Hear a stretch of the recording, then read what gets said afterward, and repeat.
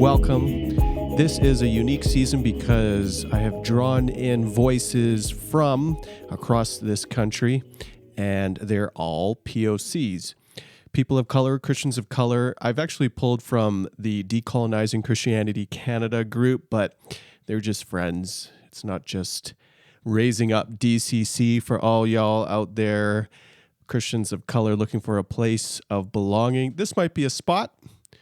Come check us out on Facebook. In this season, I am excited to share with you a number of guests. This is a two-part episode to launch off season 3. Bernadette Arthur joins me. Now, Bernadette has a long resume working in diversity or anti-racism, specifically in the church most recently, but now she has seen the light, and I'm just kidding, Bernie. She's working for herself in a very cool endeavor, a new venture called A Shared Table.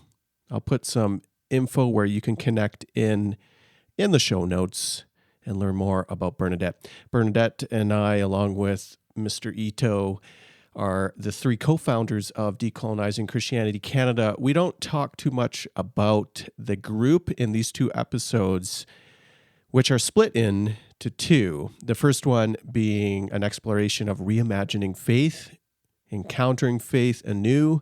Bernadette shares her story. I really appreciate how candid she is about sharing what it's like growing up in her context around faith. And I think it's applicable to a lot of stories out there. So you want to listen in to just the transition and the challenges and the deconstruction of faith while clinging to the person of Jesus and who Jesus is, and how to come out ultimately on the other side, maybe not with more answers, but with a sense of perseverance around our faith journey. Part 2 will be an exploration, a deep dive into anti-racism, justice, and so forth, specifically in the church. That is going to be a gem of an episode. There are so many things that I learned in part 2 of this 2-parter that Bernadette shares. She's a teacher for me in some of these aspects of anti-racism, and I value her voice. She has a couple of metaphors that you're going to want to hear. So that will be these 2 parts. In the next 2-part series again, Drew Brown. Drew Brown, you might notice him or remember him from such places as various Christian worship bands or awards or songs. He's a musician, but we're going to talk about deconstructing worship specifically, and of course, the press for justice, both in our country and beyond. Lastly, we will have a couple of episodes with me chatting about what's happening in the world right now, a theology around anti-racism and justice, and decolonizing the Christian faith. And then to cap it off, or somewhere in between, we'll have Chad Lucas, my friend out in Nova Scotia. All these episodes come at the same time, and Chad's episode is very pertinent to our present day right now. Not to date our podcast, because you could be picking this up a year from now, but in October, mid-October, there are things happening in Nova Scotia that are very evident of colonization, the legacy of the colonizers, and racism. So without further ado, we're going to jump into the conversation with Bernadette, and there will be an outro with me, and then straight into part 2, which will be the next episode, and another intro. So hang on tight. Season 3 is coming at you. In this podcast, we want to talk a little bit about our own experiences. We're in season 3, and that is the anti-racism series centering some BIPOC voices on the podcast. We've done this before, but we're also being intentional. And one of the stories that we can share, Bernadette and I, is the experience of working. For myself, it's growing up in the dominant institution, a white institution, white evangelicalism specifically for both of us. And slowly coming to the realization, for me it was slow, but for others it's much faster. A kind of awakening, or when the scales fall from the eyes, or the colloquial term of wokeness to systems that are at play. So we want to dive into some stories here, Bernadette, and talk briefly. First off, can you share just a little bit of I'm going to do it, hey. One of the things I don't like when evangelicals share with us your testimony or when you came to know Jesus. That's not what I'm asking. Give us a picture, however, of your people, of your story of faith growing up. Yeah, I like this question because it sometimes when you're growing up, or I'll be even more specific. When I was growing up, I don't think I realized how formative, how important certain experiences were. But now, as an adult, to look back, there's a fondness of being able to speak of my mother waking up, myself and my 4 siblings up at 6 a.m. To do morning devotion. Or her coming in, late at night after, an 8-hour shift, making her way back on the bus to get home, being exhausted, us eating, and then her insisting that we have evening devotions. And she would literally be falling asleep on herself in the middle of a prayer. And we would be like begging to okay, let's go to bed. And she would just keep going. So, I mean, those are the things that make me think about, my early introductions to faith, to God. It's the resoluteness, the dedication of a mother who had, a lot of things on her plate, but that was adamant that we would be exposed to the teachings of Christ. And so much so to the point, there was one point in our home, and depending on which sibling you ask, they will tell you about the impact of this. For me, I look back of it, and it's, again, a fond memory, probably not so much when I was growing up and in it, but there was a point in our household where there was no cable, just the VHS, and a whole bunch of friggin' focus on the family video. Oh, no. And that's all that we were allowed to watch. Oh, man. Talk about being indoctrinated into whiteness and white culture. A lot James of Dobson's your hero. Yeah, exactly. A lot of prairie, but she really, you know what I mean? We grew up in social housing, and she really wanted to, that was her way of protecting us. Was by making sure that, we were at choir practices on a Wednesday, and then a Friday Bible study, and you know what I mean? And all those things. But for myself, they're fond memories. And that was my introduction. And a lot of, I credit my upbringing not only to my family members, et cetera, but I grew up in Black Caribbean Canadian church. And so a lot of my experiences around community and, relating to people that were older than me and caring for, younger ones and all of that, learning how to speak publicly and present, and all of those things came from those experiences.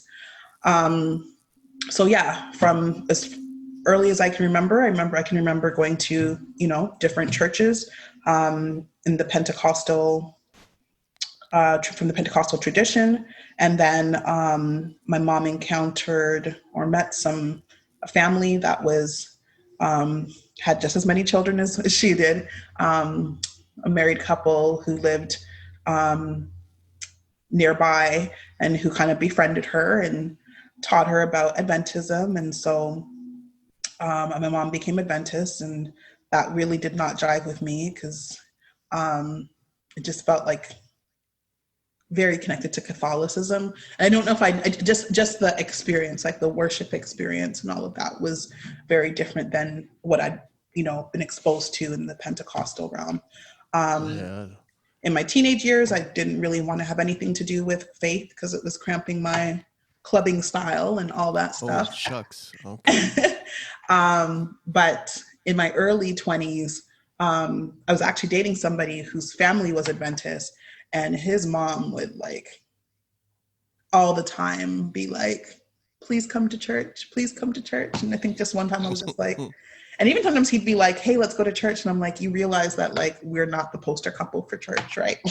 Like, we live together, we're shacking up. Like, there's a lot of different things that could go wrong here and that we'll probably have to stop doing. And I was like, I'm not about being a hypocrite.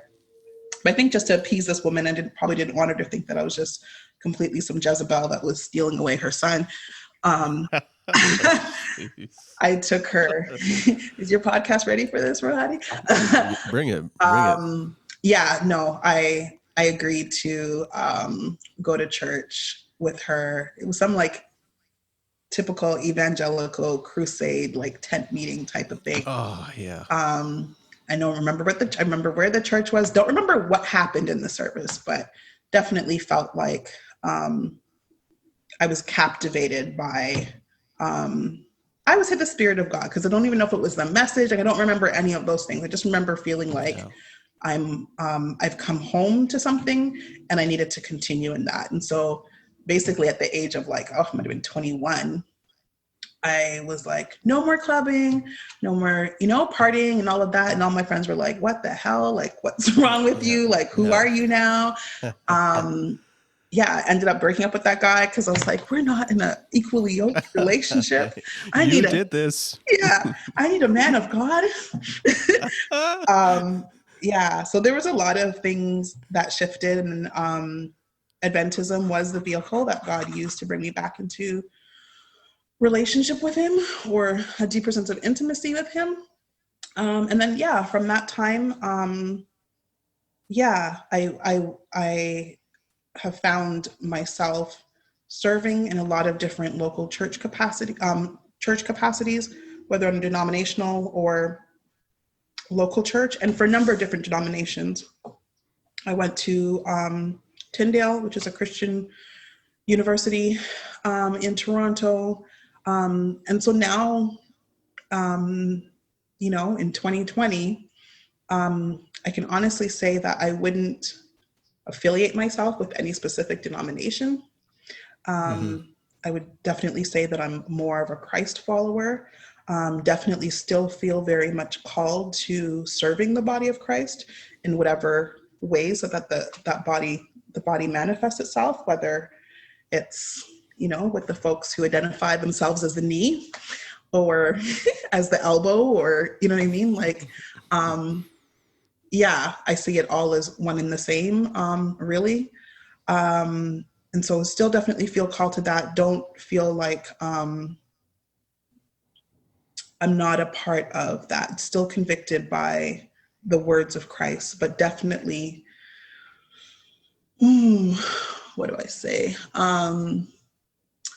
Definitely not as hung up about I would say that my faith expression now is more about my ethics. What does love look like? What does the practice of loving look like? It's more about how do I experience and know the divine, the creator, Christ, through the many ways that the divine chooses to reveal themselves. It's much more about those things, and it's about some of the things that actually helped to root me in the beginning, which was got to do your Bible studies in the morning, and you know what I mean? So things look very different. Some people might say, you're not a good Christian, or you know what I mean? Of course they would. You don't fit whatever box that's supposed to be. Right? Yes. I definitely don't feel like I fit in quite into the box, but definitely, still definitely convicted that It is the path that I want to be on, and that following Christ is something that is important for me, and that,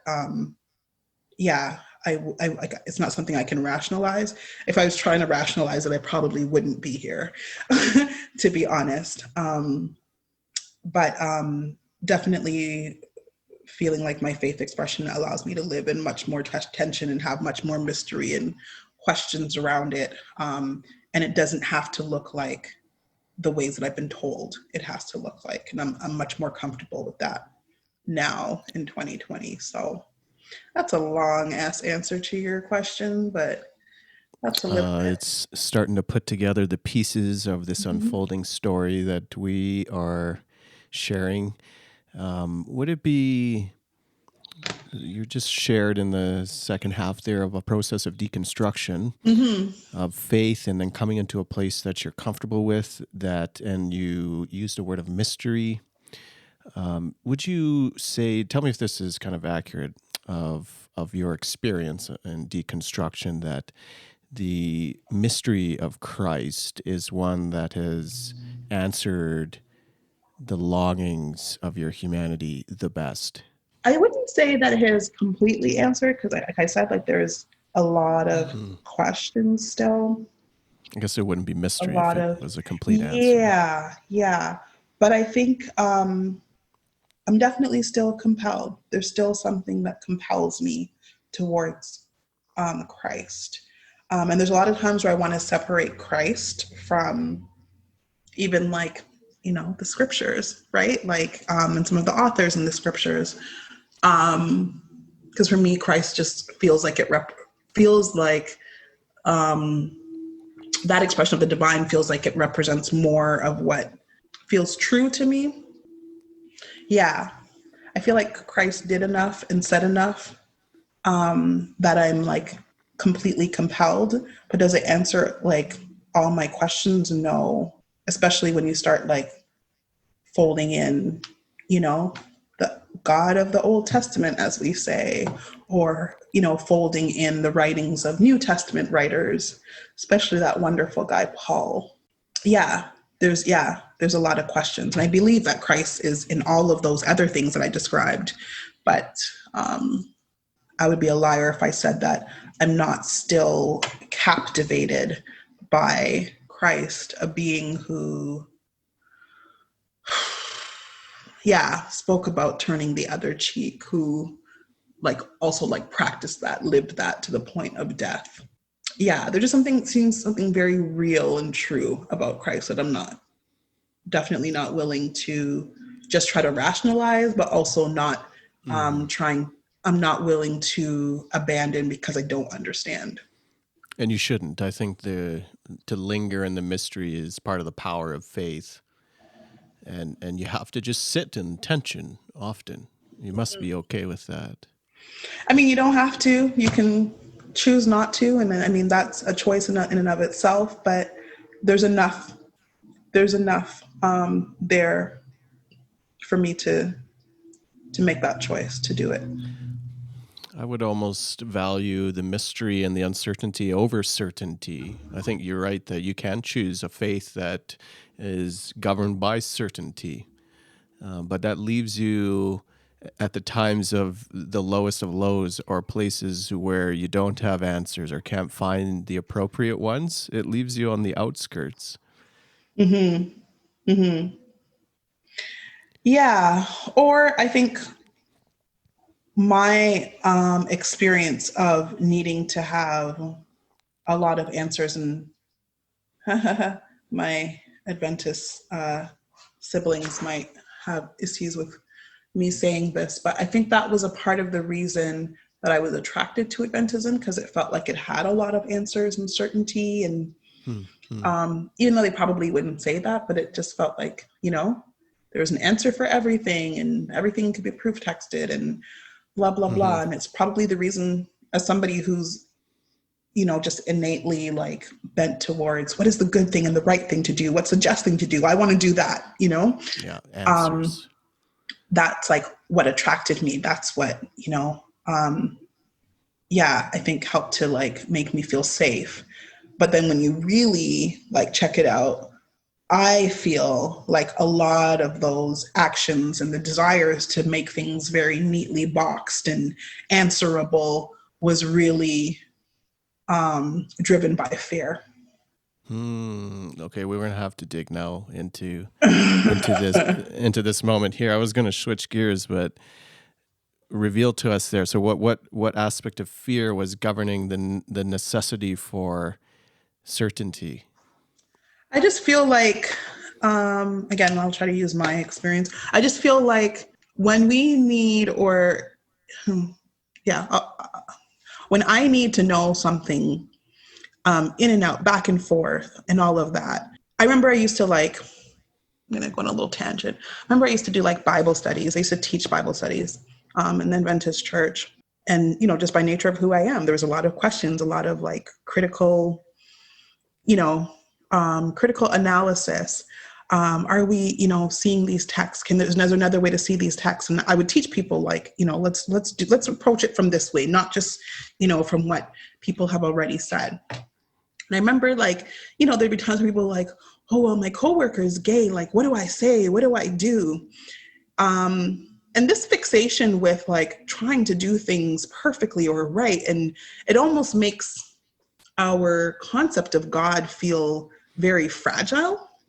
You know what I mean? I need to be able to understand it, to explain it to somebody. What is the rebuttal that I give if somebody, and I'm like, I don't know. That feels like it's stemmed by fear of doing things wrong, fear of, and then what God is that you're actually serving? You know what I mean? If you feel like you have to protect the image of God, you know what I mean? If you feel like you can't pray and ask for healing, or you need to pray and ask for healing, because if you don't, then how will others see God? And I'm like, that's all very fragile. And it feels like it's more based on fear and anxiety than it's actually based on a sense of freedom of knowing that what is. Yes. So I felt fear to freedom. Yeah. So I felt like all of those, if this happens, then we need to do this. If you know what I mean? If somebody asks you this, then you need to have an answer for this. Be ready to give an answer. I just felt like that was, and because it's so analytical and logical, I just felt like, yeah, the root of that stuff is fear. I remember one time I was working somewhere and I felt like I need to leave. It's it's time to shift.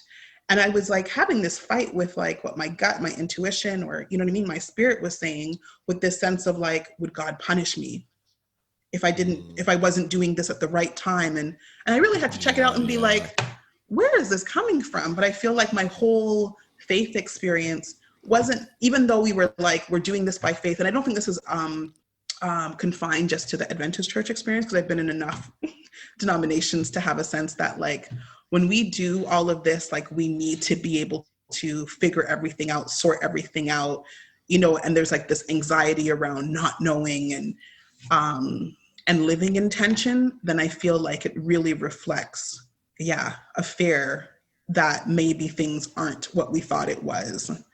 And the protection of that through all of these answers, and you know what I mean? And there's no room for wonder, mystery. No one, there's no Bible study that, you know what I mean? Leader or pastor that's we're very few that are I don't know. Yeah. I'm still trying to figure that out myself. You know what I mean? That's not the sermons that you get. You know what I mean? They're very this is how you believe, this is what we should believe, etc. And that, And then I realized that some of the things that I was praying and stuff like that was more motivated by this sense of fear of, will you do this, God? If you don't do it, then da-da-da-da-da. You know what I mean? Versus you are who you are. Help me to, you know what I mean? Understand what that is. And it says a lot about our picture of God. Do you find that the fear was a fear of disappointing God, or was it a fear of receiving the wrath of God, or perhaps a combo? I think both. I've heard different things from different people. I know that there's a lot of people, even myself would have this, even though again, like this is not the message that was like told by people, but like almost this like, am I going to lose God's favor? That was a huge fear. Or just, I think ultimately what it can kind of come down to is the fear of, is God who you think he or she is? You know? And if not, then what does that mean? Yes. Yeah. So I think a fear of judgment, fear of, I think, if you can't explain it or understand it, then are you perhaps wasting your time? Or, you know, that's just a very scary thing for a lot of people. So I appreciate you sharing that story. That's one that I think will be helpful to others who are going through their own process of deconstructing faith, but also trying to make sense of their experiences, past experiences of faith. When it's okay to ask questions, when it's okay to doubt, is it okay? So thanks. I appreciate you sharing that. I want to now fill in the gap here between your experiences. So in the middle, we have this Adventist experience. You grew up in a Caribbean church, yes? Pentecostal Caribbean. We don't really have, in Canada, and this is not my experience, so you can fill in the blanks here. The indigenous black church, or the institutional black church, I should say. We don't really have that history, but we do have these ethnic pieces. Would that be an accurate, if I was to compare it to the U.S., but would that be an accurate assessment of where some of our ethnic traditions come from? I think that there are a few strands, whether it's like Ethiopian, like Orthodox, or like AME, African Methodist Episcopal, that are like more institutional. Yeah, I wouldn't. You'll see BIPOC churches. For sure, but yet their prominence or prevalence in Canada is quite small. Yeah, they might not have huge. Yeah, they might not have huge. I also feel like there might be some other denominations from the continent, especially more recently in the last couple decades, that are institutional Black, like whether it's like churches that are from Nigeria, you know what I mean, who have created denominations here. Are they as mainstream as your Anglican United Church, et cetera? No, but they're definitely growing in significance and popularity, and yeah. I bring that up because I think that, and speaking with others who have grown up in, for example, a Haitian church, that there are real dangers of those churches embodying the same problems of institutional white churches, be it patriarchy, could be even versions or expressions of white supremacy, that those aspects were prevalent in their church experience despite being an ethnic or a racialized church. And I'm curious to know what expression you experienced in your, was it Caribbean or was it Trini? Like, give us a sense here. I asked that because, and it may not be a question someone in Toronto or Ontario would ask, but there's so few, and at least growing up for sure for me, there were so few ethnic churches, and certainly no Black churches to pull experience from and even know that there is a different world out there. See, I only know the Black church context, Canadian experience. It wasn't until my late 20s, 30s that I, opened up to, like, or began seeing other forms of church expression. But yes, I think like, it's almost like, where can you go where the sun doesn't shine? Where can you go where white supremacy, you know what I mean, has not seeped into the culture or hasn't affected the formation of ethnic minority in Canada churches, because of, colonialism and imperialism, and and the ways that, evangelism, that missionary work occurred. It's hard not to see that. So, for example, in the Black Caribbean church context that I was in, stories of like elders shutting down the power in the church building because youth were playing drums. You know what I mean? Is a thing, you know? The church that I went to, that wasn't, you know what I mean? But there were still these ideas of what is holy and what's not holy. And I feel like most of them were impacted by white evangelical church culture. I think of like even the idea of like in my 20s going to an Adventist church, and in the morning you couldn't have like one of the more Caribbean inspired songs. Like that was for evening church. You could sing the hymns. Yeah. And we might, did a little oomph to it, or, you know what I mean? Like, modulate and stuff like that. But, the hymns are what's holy, and that's what happens in your divine hour, as it was called. And, anything that sounds too ethnic, for lack of a better word. That was, even though it was our own culture, that was relegated to a lesser prominent time, because for some reason it wasn't holy enough. Were these safe spaces for you to live out the fullness of your being?